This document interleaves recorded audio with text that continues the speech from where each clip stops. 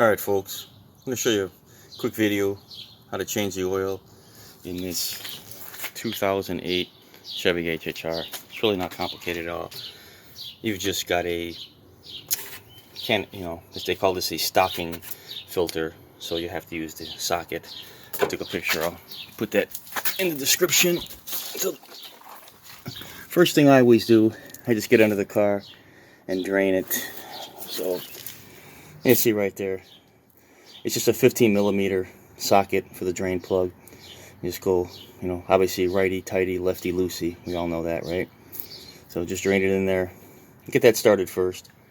Once you get that started first, it usually takes a little while for the oil to drip out. It's all pretty much dripped out at this point, but we just leave it. Let it go for a few minutes here, and then you go back up top. You take the, stocking filter off, and then put that one back in. And then by the time you're done with that, this is pretty much done. Go on getting a rag, wiping it down, and we'll put the drain plug back in. Really simple stuff, people.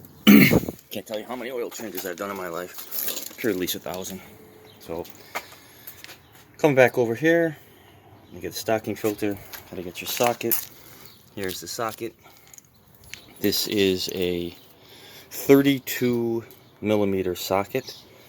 I went ahead and bought it because I change my oil all the time, people. I don't know how you guys all feel about it. I don't trust anybody to do anything. If I can do it myself, I'll do it myself. Why leave it to chance? So let me just go ahead and we do it the old twisty turny. Let's see if I can do this with one hand holding this camera here.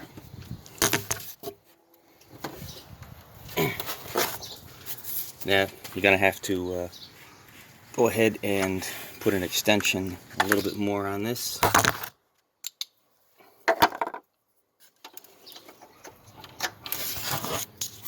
Sorry about that, folks. But it's kind of hard to film and do this at once, one hand. So there we go. So try to break this free. I'm gonna put this camera down.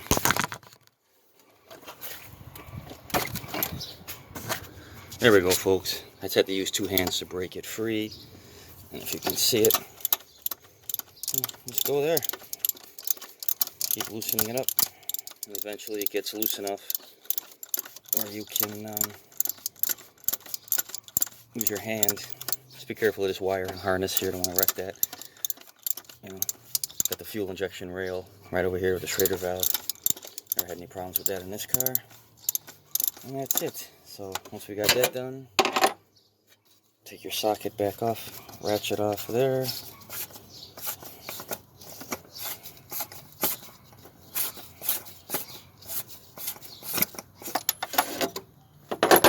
I kind of use everything here on the cover here, put it here.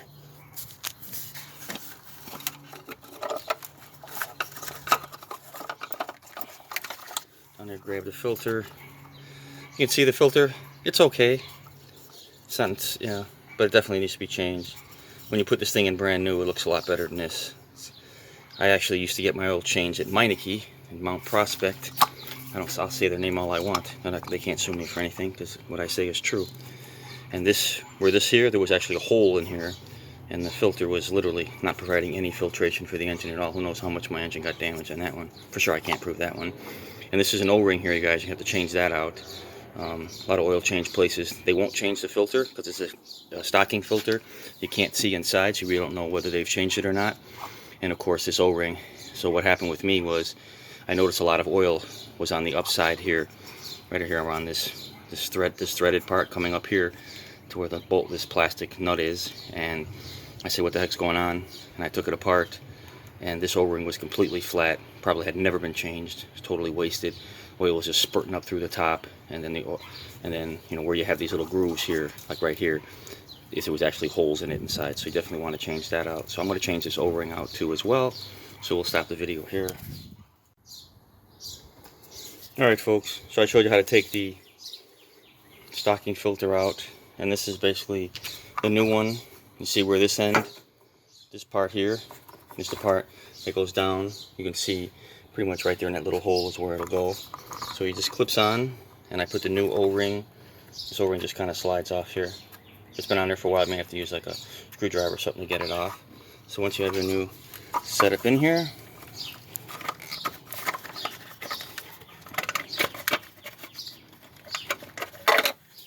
just pretty much drops in place.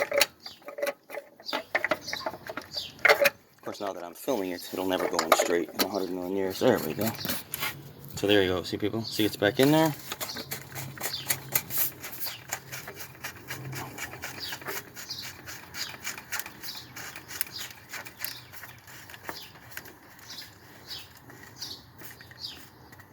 Hand tight. Make sure you got it on straight. It's not crooked.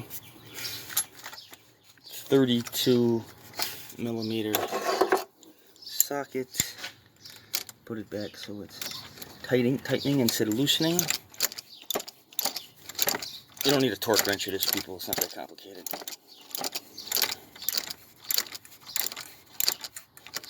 Get it to where it won't go any further. You can feel it and just kind of torque it up a little bit, tiny little bit more. That's it. It's definitely not going anywhere in any way, shape, or form. It's all set. I always like to just make sure everything's nice and clean, so that way if you see any oil leaks later on, you can say, something's up. But yeah, that's it. Stocking filter's on. Obviously, self-explanatory where you put the oil in, right, people? Hello. And that's it. So now you take your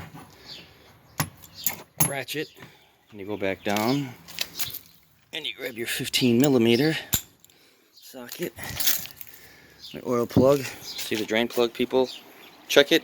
Check the drain plug. Make sure that there's no gunk or bad oil on here or anything. I just left it in the grass, so there might be a leaf on there or something. Get rid of that. If you can see that, just make sure that the gasket is really good. Sometimes these rubber gaskets go out. You can use an aluminum metal gasket. Sometimes I actually have a gasket kit in my garage because I've seen these oil drain plug gaskets wear out. But in this particular case, it's still looking okay. You can probably clean the threads a little bit up there if you want. There we go. Looks a little better, right? Now we go back underneath the car. How are we dripping? We're dripping barely at all. So we just get in there. I can't hold the camera at the same time, guys. Just get in there, wipe that down, and then we'll just wind up putting the drain plug back in. Alright, folks. Now that we got the drain plug all tight, stocking filter's all tight, it's all good, right? There you go. It's 5 quarts. That's all this car takes. Exactly 5 quarts.